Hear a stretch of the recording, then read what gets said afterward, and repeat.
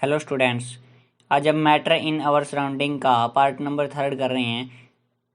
इसके अंदर हमने कुछ चीज़ें पहले पढ़ ली थी, जैसे सॉलिड क्या होता है, लिक्विड क्या होता है, गैस क्या होता है। यहाँ तक गैसियस स्टेट तक हम पढ़ चुके थे।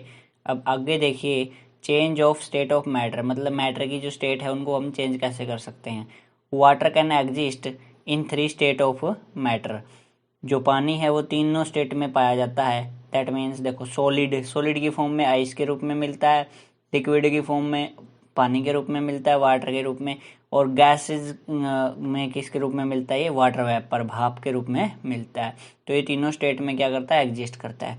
ऑन हीटिंग आइस मेल्ट, देखो जब हम गर्म करते हैं किसको, आइस को, तो पिघल कर क्या बन जाती है, पानी बन जाती है। या फिर जैसे टेम्परेचर, बाहर का टेम्परेचर ज़्यादा होता है तो उसके अंदर अगर यदि हम बर्फ़ रख देते हैं बाहर निकाल के, तो वो अपने आप पिघल जाती है। क्यों? क्योंकि जैसे उसका टेम्परेचर बढ़ता है तो वो पिघलना स्टार्ट कर देती है ड्यू टू डिफ्यूजन प्रोसेस। तो water and then convert into water vapour. और यदि पानी को और ज़्यादा टेम्परेचर बढ़ाएंगे और ज़्यादा गर्म करेंगे तो किस में बदल जाएगा, वाटर वेपर के अंदर बदल जाता, भाप के अंदर बदल जाता। देखो, change in physical state of matter can be done in 2 ways. देखिए, किसी भी मैटर की फिजिकल स्टेट को चेंज करने के 2 मेथड होते हैं, जिसमें से पहला है by changing the temperature. Temperature को हम चेंज करके भी क्या कर सकते हैं, physical state of matter change कर सकते हैं। देखो, melting of ice to form water. जो आइस जो होती है वो क्या हो जाती है, पिघल के क्या बन जाती है, पानी बन जाती है। ये इसका एक एग्जाम्पल है। देखो, ये यहाँ पे इसमें यहाँ पे थर्मामीटर टेम्परेचर चेक करने के लिए रखा हुआ है। ये यहाँ पे इसके अंदर आइस क्यूब्स रखी हुई हैं, ठीक है। और ये क्या हो जाएगा, धीरे धीरे धीरे धीरे ये पिघल जाएंगी, अपने आप पिघल जाएगी। इसलिए किस में चेंज हो जाएगी, सॉलिड था, सॉलिड से पिघल के किस में चेंज हो जाएगा, लिक्विड में चेंज हो जाएगा, पानी बन जाएगी, ठीक है। टेम्परेचर चेंज किया तो क्या हो गया, physical state of matter change हो गई। अब देखो, boiling water to form water vapour. जब हम पानी को गर्म करते हैं, मनुष्य में हमने पानी ले रखा है, देखो ये पानी ले रखा है इसके अंदर। जब हमने इसको गर्म किया तो क्या हो जाएगा, जैसे इसका टेम्परेचर बढ़ाएंगे हम, तो ये क्या हो जाएगा, हमारा भाप बन जाएगा, स्टीम बन जाएगा, उड़ जाएगा पानी जो है भाप बन के, ठीक है। ये हमने यहाँ पे एक्सपेरिमेंट करके दिखा रखा है। चलिए नेक्स्ट देखिए। देखो, so we can change one state of matter to another state by changing temperature. इसका मतलब क्या हुआ कि यदि हम किसी भी मैटर का टेम्परेचर चेंज करते हैं तो उसकी स्टेट को बदला जा सकता है। देखो, सॉलिड स्टेट को यदि हीट करेंगे तो किस में बदल जाएगी, लिक्विड स्टेट में बदल जाएगी। और लिक्विड स्टेट को यदि हम फिर से हीट करेंगे तो किस में आ जाएगी, गैस स्टेट में। और यदि गैस स्टेट को कूल करेंगे तो वो लिक्विड में आ जाएगी, और लिक्विड को कूल करेंगे तो वो सॉलिड में आ जाएगी। जैसे यदि हम पानी को फ्रिज में रख देते हैं तो वहाँ पे फ्रिज क्या करता है, उसको और ज़्यादा ठंडा कर देता है, कूलिंग कर देता है। फिर वो क्या बन जाती है, बर्फ़ बन जाती है, आइस बन जाती है, सॉलिड स्टेट में आ जाती है। देखो, एट 25 डिग्री सेल्सियस वाटर क्या होता है, लिक्विड होता है। एट 0 डिग्री सेल्सियस वाटर क्या होता है, सॉलिड होता है, आइस की फॉर्म में। At 100 degree Celsius water is gaseous state. Gaseous state मतलब भाप बन जाता है, स्टीम भाप बन जाता है। चलिए नेक्स्ट देखिए, मेल्टिंग पॉइंट क्या होता है। देखो, ये बहुत बार पूछा जाता है पेपर में कि मेल्टिंग पॉइंट क्या होता है। The temperature at which a solid melt to form at atmospheric pressure is called its melting point. देखो, एक ऐसा टेम्परेचर जिस पे जो सॉलिड है ना वो मेल्ट होना शुरू हो जाता है और किस में बदलना स्टार्ट हो जाता है, लिक्विड में बदलना स्टार्ट हो जाता है, तो उसको क्या बोलते हैं, एट एटमॉस्फेरिक प्रेशर। एक जो एटमॉस्फेयर का प्रेशर होता है उसी प्रेशर के ऊपर, और कोई प्रेशर अप्लाई नहीं करना उस पर, ठीक है। तो उस टेम्परेचर को हम क्या कहते हैं, मेल्टिंग पॉइंट कहते हैं। Melting point of ice is 273.16 kelvin. देखो, मेल्टिंग पॉइंट आइस का कितना है, 273.16 केल्विन, या फिर हम बोल सकते हैं 0 डिग्री सेल्सियस, ठीक है ना। अब देखो, लेटेंट हीट ऑफ फ्यूजन क्या होता है, the amount of heat required to change 1 kg solid to its liquid state. देखो, जितनी भी हीट या एनर्जी हमें चाहिए, जितनी हीट हमें चाहिए 1 किलो सॉलिड को लिक्विड स्टेट में बदलने के लिए, ठीक है, एटमॉस्फेरिक प्रेशर पे, उसको क्या बोलते हैं हम, लेटेंट हीट ऑफ फ्यूजन। कम से कम जितनी हीट रिक्वायर होगी 1 किलो सॉलिड को लिक्विड में चेंज करने के लिए एटमॉस्फेरिक प्रेशर पे, उसको क्या बोलेंगे हम, लेटेंट हीट ऑफ फ्यूजन बोलेंगे। नेक्स्ट है हमारा बॉइलिंग पॉइंट। बॉइलिंग पॉइंट क्या होता है, the temperature at which a liquid boil to form vapour at atmospheric pressure is called its boiling point. Boiling point का मतलब होता है कि जब कोई भी लिक्विड स्टार्ट हो जाता है कि हाँ गैस बनना या फिर वेपर बनना, जब उसको गर्म किया जाता है, जब उसको हीट किया जाता है, तो जो उस जिस टेम्परेचर पे वो भाप बनना स्टार्ट होता है उसी टेम्परेचर को क्या कहते हैं हम, बॉइलिंग पॉइंट कहते हैं। Boiling point of water is 373 kelvin. 373 kelvin कह लो या फिर 100 डिग्री सेल्सियस कह लो, और ये फार्मूला होता है सेल्सियस को केल्विन में चेंज करने का। अगर आपको 0 डिग्री सेल्सियस दे रखा है या सेल्सियस में चीज़ें दे रखी हो 273, उसके अंदर हम जोड़ देंगे 273 जोड़ देंगे तो किस में चेंज हो जाएगी, केल्विन में चेंज हो जाएगी। बॉइलिंग पॉइंट समझ में आ गया। बॉइलिंग पॉइंट क्या होता है, एक ऐसा टेम्परेचर जिसपे लिक्विड बॉयल होके वेपर में चेंज होने लग जाता है, उसको बोलते हैं हम boiling point of that substance. ठीक है।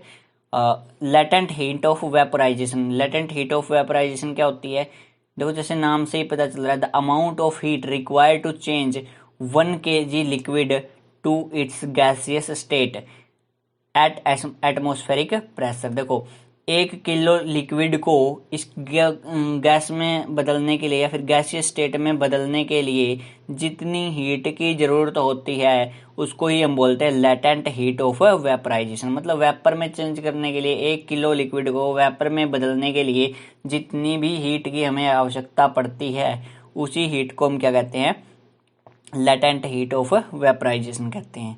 चलिए नेक्स्ट देखिए, सब्लिमेशन। सब्लिमेशन क्या होता है, the change of solid directly into vapour on heating without passing through the liquid state is called sublimation. देखो जब हम सॉलिड को डायरेक्टली वेपर में चेंज कर देते हैं गर्म करके और यह बीच वाली स्टेट यानी कि लिक्विड स्टेट में नहीं जाता है, तो अब हम इस प्रोसेस को क्या कहते हैं, सब्लिमेशन कहते हैं।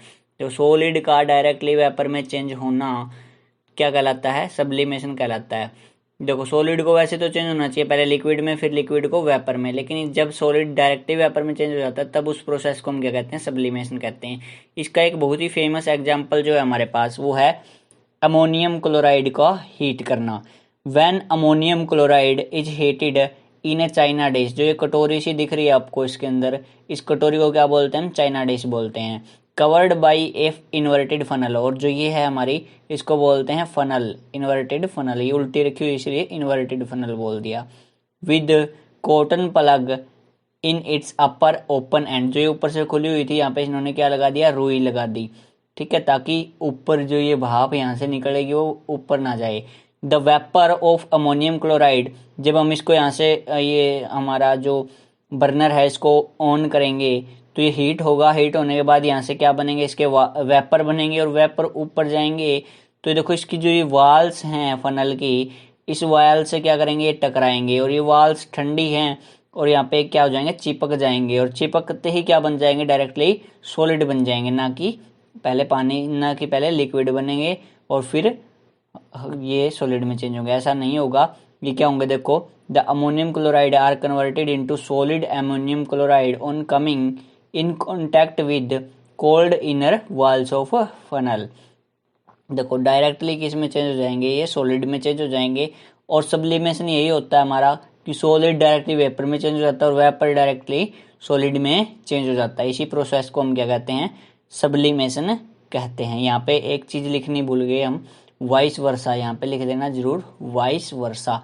वाइस वर्सा मतलब वेपर सॉलिड में चेंज होगा और सॉलिड वेपर में चेंज हो जाएगा। इस प्रोसेस को हम क्या कहते हैं, सब्लिमेशन प्रोसेस कहते हैं। Sublimation of aluminium chloride, ammonium chloride हमने इसके अंदर दिखाया इस एक्सपेरिमेंट के अंदर। चलिए अब नेक्स्ट देखिए, effect of change of pressure. देखो हमने पढ़ा था कि जो हमारी स्टेट होती हैं उनको हम क्या कर सकते हैं, 2 मेथड से चेंज कर सकते हैं। पहला मेथड हो गया टेम्परेचर चेंज करना, ठीक है। दूसरा मेथड हमारा क्या हो गया, प्रेशर को चेंज करना। If we compress a gas in a cylinder the distance between particle of a gas is reduced and finally gas is liquefied on lowering temperature. देखो जैसे ही हम क्या कर देते हैं, टेम्परेचर को कम कर देते हैं और प्रेशर को बढ़ा देते हैं।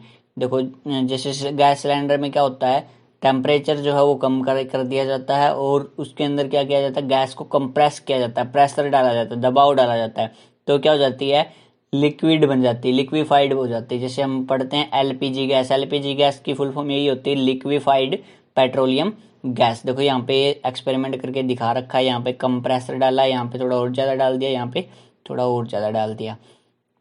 By applying high pressure the particle of a gas can be brought close together. देखो ज़्यादा प्रेशर अप्लाई करने से क्या हो जाता है, गैस के जो पार्टिकल हैं वो पास पास क्लोज आ जाते हैं आपस में, ठीक है। Solid carbon dioxide, solid carbon dioxide को हम क्या बोलते हैं, ड्राई आइस भी बोलते हैं, is changed into carbon dioxide.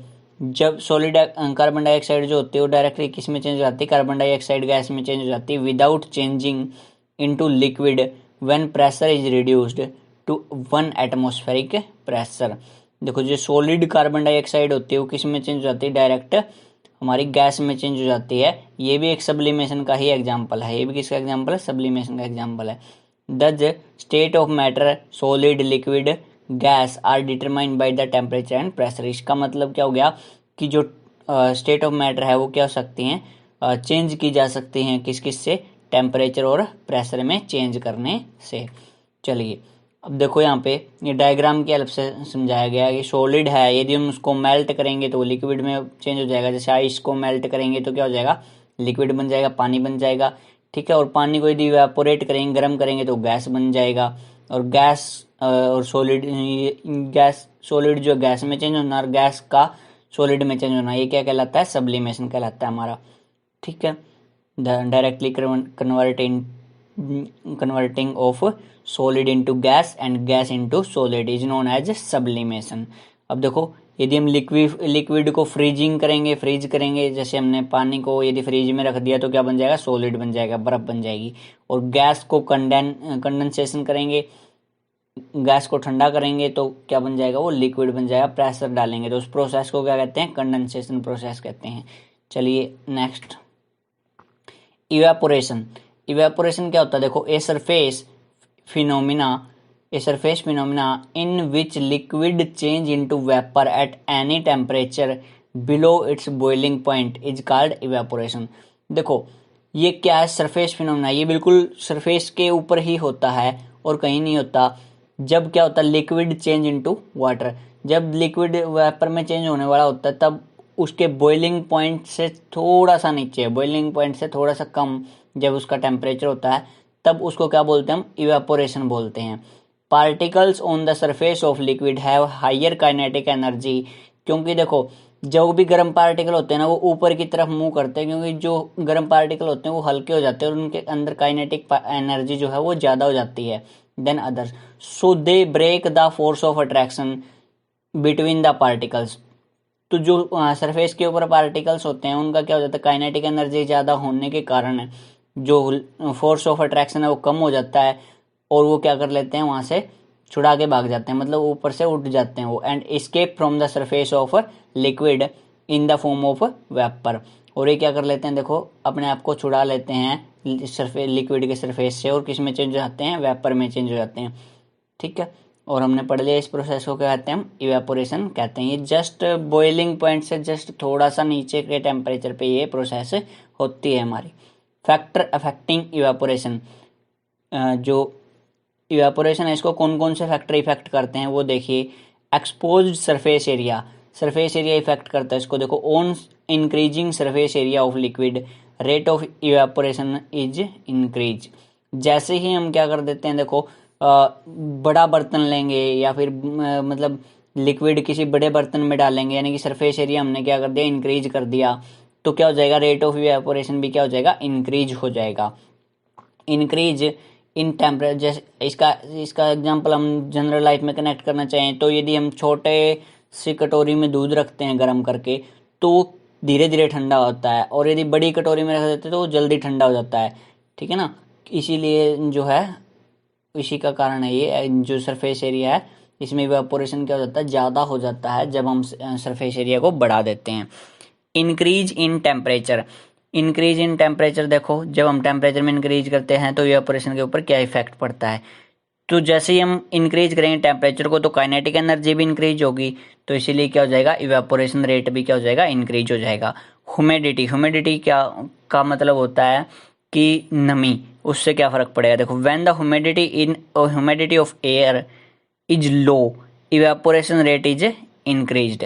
देखो ये जस्ट उल्टा है इसका, यदि ह्यूमिडिटी कम होगी तो रेट ऑफ इवेपोरेशन इंक्रीज हो जाएगा, और यदि ह्यूमिडिटी ज़्यादा होगी, मोर ह्यूमिडिटी लेस इवेपोरेशन, तो इवेपोरेशन क्या होगा, लेस होगा, कम होगा। सर्दियों में जो चीज़ें हैं वो इसीलिए हमारा ज़्यादा टाइम लेती हैं क्या होने में, गर्म होने में, यही एक कारण है हमारा।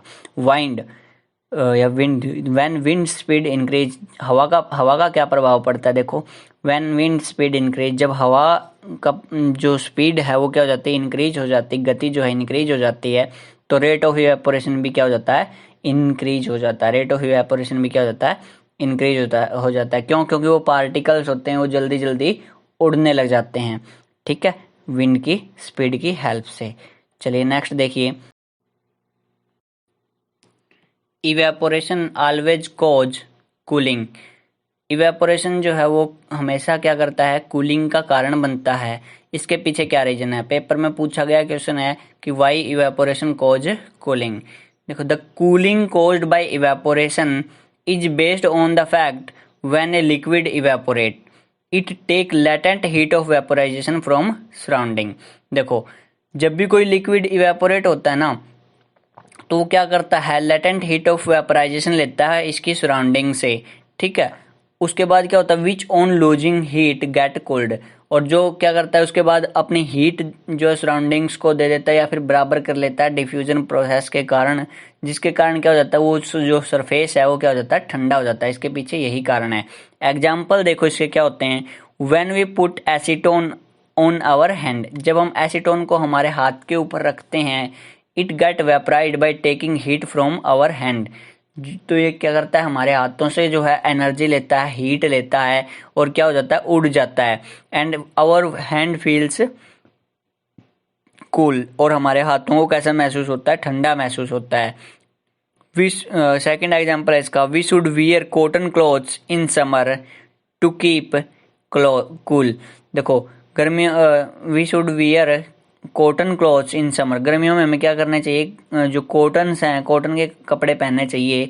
क्यों, and comfortable as cotton is good absorber of water, क्योंकि जो कॉटन होता है वो क्या होता है, पानी का अच्छा एक एब्जॉर्बर होता है, जिससे क्या होता है, so it absorb the sweat from our body, तो ये अपने जो हमारे अपने शरीर से जो पसीना निकलता है, स्वीट निकलता है, उसको क्या कर लेता है, ये गेन कर लेता है, एब्जॉर्ब कर लेता है। And exposes it to air for evaporation of sweat thus cools our body, तो ये फिर बाद में क्या करता है, उसी पसीने को इवेपोरेशन होने देता है, और जिससे क्या होता है, हमारी बॉडी को ठंडा महसूस होता है, कूल महसूस होता है। इसीलिए हमें क्या करना चाहिए, गर्मियों में हमेशा कॉटन के कपड़ों को पहनने की प्रेफरेंस देनी चाहिए।